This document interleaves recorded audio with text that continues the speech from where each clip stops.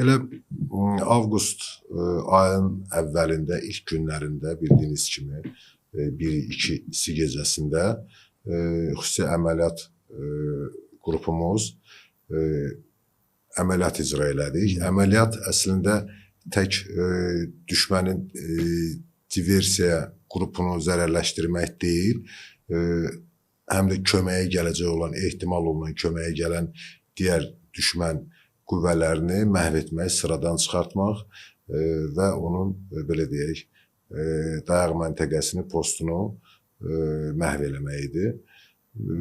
Həmən tapşırıqda dediyim kimi xüsusi əməliyyat qrupu cəlb olundu. Sırf düşməni məhv eləmək xüsusi əməliyyat qrupunu, yəni onların xüsusi təyinatlı qüvvələrinin qruplarını məhv eləmək üçün və köməyə gələn qüvvəni sıradan çıxartmaq üçün, məhv eləmək üçün də başqa bir qrup təşkil olundu. Paralel olaraq həmən tapşırıq icra elədik. Həmən digər tapşırıqda rəhbər milli qəhrəmanımız şəhid Samid İmanov idi. Bəli, onun rəhbərliyi altında həmən tapşırıq icra olundu. Çox uğurlu icra olundu həmən tapşırıqda. Çünki biz tapşırıq icra eləyəndən sonra